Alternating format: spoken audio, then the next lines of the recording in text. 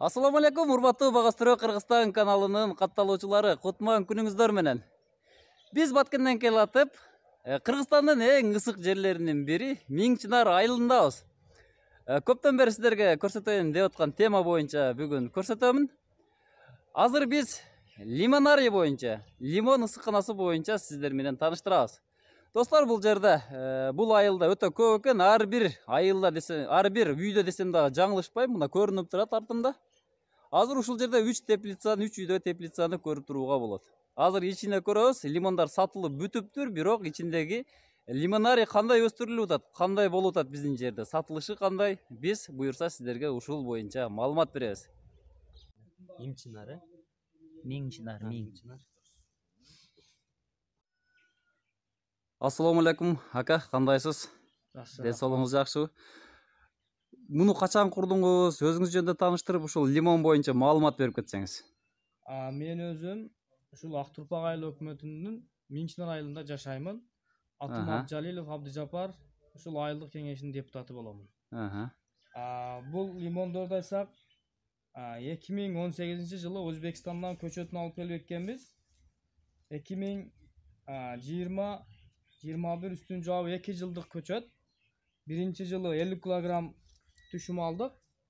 Мынабу 2021 жылы ичинде бир 38дей көчөт бар. 3 жылдык болуп калды. Ушул бүгүнкү күндө ноябрь айында 500 килограмм түшүм берди. Ошону 100 сомдон Ошко барып сатып келдик. Азыркы күндө энди азыр мөбө немеси түшүмү жок, терип алганбыз.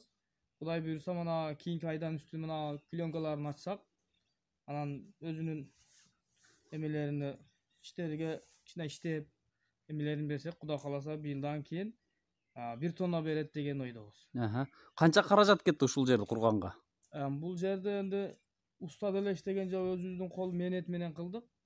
Бир 250 миңдей кетти окшойт. Канча сотук бул жер? 4 сотик. Бул жер 4 сотук экен,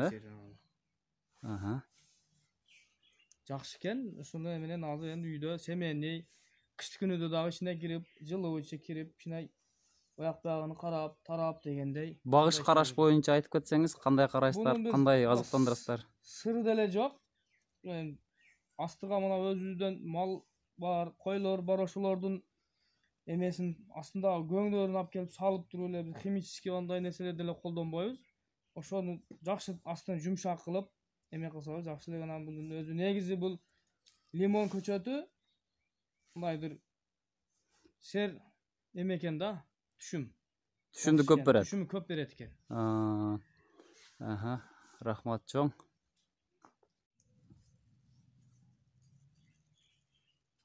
Лимон көчөткө бир тууганыбыз мандарин көчөт алып келген экен. Ошонун бутагынан алып келип, май айында ушуну кесип туруп улап койгон элем. Ушул жерден бир үчтүк мына ушундай мандарин салды. Мандарин кадимкидей жеткирди? Кадимкидей, бул башкага ушундай мандаринди ушул жеткирди. Кайсы айда бышты? Бул ноябрь айында бышты. Ноябрда бышты. Достор, мынакей лимонго кыйыштырылган мандарин. Мына жерден кыйыштырылып тур, мынакей. Мына жерде мөмө берген дейт. Демек, Кыргызстандын шартында дагы бул жерде уласа болот. Мандарин бушат экен, демек. Азыр ошол мандаринди мынакей тамыры менен көбөйтүү максатында топурак салып, мына жерге тамыр аттырып атат. Буюрса тамыр аткандан кийин жерге көчүрүп тигишет.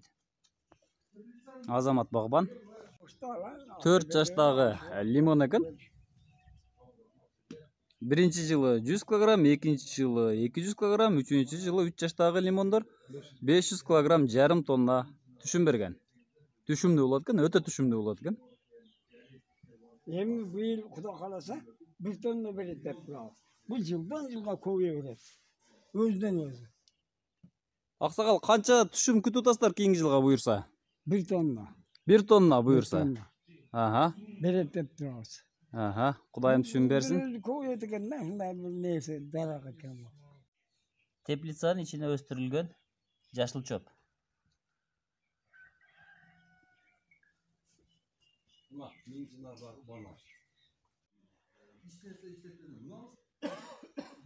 Чеснок.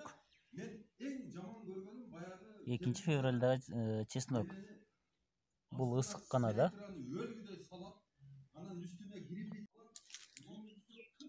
Теплицадагы курма дарагы. Мынакы бөчүрү бөртүп уже жашыл жандана баштаган. Мына көрдүңүздөрбү? Бөчүрү бөртүп кадимкидей бөртүп баштаптыр. Мынакы. Экинчи кошунанын үйүндөгү ысык канага келатабыз. Ысык канага кете турган расходду айтып кетти жана 200 миң, 250 миңдей расход кетти деп айтты. Үстүнө жабыла турган пленка жана дубалы үчүн бетон дубал. Бетондун узундугу 40 метр экен, туурасы 10 метр экен. Бетондун калыңдыгын көрүп атасыздар. 25-30 сантиметрдей бар. Экинчи тарабы кадимкиле ылай шубак менен шубалыптыр. Азыр буюрса ичине кирип көрүп чыгабыз буюрса. Ичине кабыргаларын профилден жана арматурадан жасалыптыр. Лиминарийдин ички тарабы ысыккана зындар тартылган каршы терши. Аралыктары 50 сантиметрден. Ошондой эле кабыргалары арматурадан болуптур.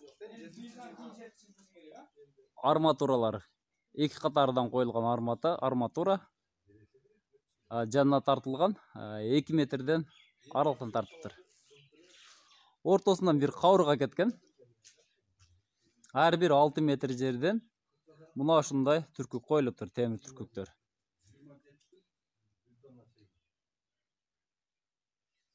Мына ушул жерден 27 түп 7 жылдык лимонарийден эс айтып атат. 1 тонна 700 килограмм мөмө алыптыр. Кыргызстандыкы жеялбайт. Даже 20 күндө жеялбайт. Уже урук айнып калган экен. Анан ону мага бир орус айтты да. 7 жылдык көчөттүн тамыры мынакы. Бул жерде астына кадимкиле көң салынат экен, кадимкиле кык. Кышында суу карбайт экен. Кышында суу карыштын эле кереги жок. Лимонарийга от жагылбайт экен. Табигый шартта. Жерди казып эч кандай түшүргөн эмес, жердин бетинде. Быйылкы жыл өтө катуу суук келген үчүн мына үстүндө азыр суу курганын көрүп турууга болот. Бирок эчтеке эмес, жалбырагын урган менен кайра жазында көктөп баштай берет экен. Бул 27 градуста кармап турса, мына ал суу кургандары дагы пышмак экен. Бул жерге таптакыр от жагылбайт экен, жөн гана отту жагып коюшат экен. Буга суу курган себеп тетиги жеринде бурчтардын ачык жерлери да бар. Экинчи коңушунда мына ушундай шартта багылат экен. 7 жылдык дарактайт. Бирок мөмөсүн сатып бүттүк. Биз муну от жагып карабайбыз дейт. Кийинки жылга буюрса дагы табигый шартта гана болот экен. Эч кандай бир бул жерде жылытуучу система жок. Азыр экинчи жаңы лимонарийге киребиз. Кирешеси жакшы болгондуктан экинчисин былтыркы жылы кура баштаптыр. Ушул адамдын 2 теплицасы бар экен. Узуну 40 метр, туурасы 10 метр. Табигый шартта гана бул жерде лимон өстүрүлөт экен. Экинчисине кирели.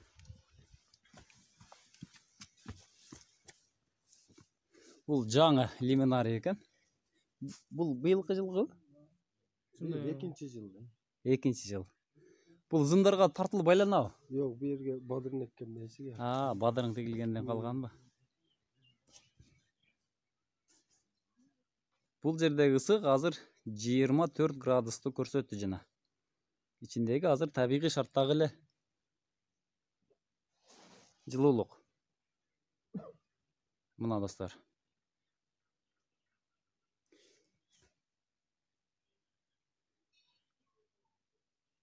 Ушундай лимонарийге 27ден 30-40 түпкө чейин батырса болот экен. Аралык отургузган 4кө 3, 4кө 4 аралыкта отургузулуптур. Эки көчөттүн аралыгы 4x4 экен. А бул жагы жолу 3 метрден ашык экен. Мына достор. Мына дуалны көрүңүздөр, 4 катар дуал. Ашып кетсе 2 метрден ашыгыраак. Эки жаны дуал менен айнек кошо коюлуптур. Бул лимондун үстүндө жабылган көрдүңүздөр, профилденген. Профилден аралатып арматура менен тартылган экен. Мына достор, эч кандай жерди казыштын кереги жок. Чоң гана жердин бетине жасалган лимон зарлар. Багуу шарттарына келе турган болсок, бул жерде кадимки кык, гумус, нитромофос ташталыптыр азыр астына. Анан чагып коюлуптур. Кышы бою дээрлик суу ичпейт экен, нымдуулук кетпейт экен. Жайында гана арык менен сугарылат экен. Эң жөнөкөй шарт, өтө жөнөкөй. Эгер сиз ысык жерлерде жашай турган болсоңуз, мына ушундай лимон зарларды күнөс кананы курсаңыз болот экен. Сонун. Мага жакты. Мына достор. Ассаламу алейкум. Менин атым Акматов Кайрулла. Шак Турпак айыл өкмөтүнүн ушул айылдык кеңешинин депутатымын. Ушул жердин тургуну, жашоочусумун. Бүгүнкү күндө ар бир адам жеке жашоосунда бирөөгө көз каранды болбош үчүн, бирөөгө муктаж болбош үчүн өз алдынча бул айлыктан сырткары кошумча киреше булактарга изденүү керек экен. Ошол булактардын бири катары бүгүнкү күндө мына күнөс кана лимонария боюнча дагы кошумча иш алып барып, иштеп эмгектенсе, бул албетте семейный бюджетке жакшы нерсе экен. Да. Эгерде келип суранса, үйрөтүп коюңузчу деп айтса, кандай үйрөтөсүздөр? Үйрөтөсүздөр буюрса? Бул нерсенин сыр жери жок. Мүмкүн болушунча жолдоруну, сырларын айтып беребиз. Сырларынан бөлүшөсүздөр, жашырбайсыздар. Рахмат, Кайрулламызда сизге чоң рахмат. Ишиңизге ийгилик.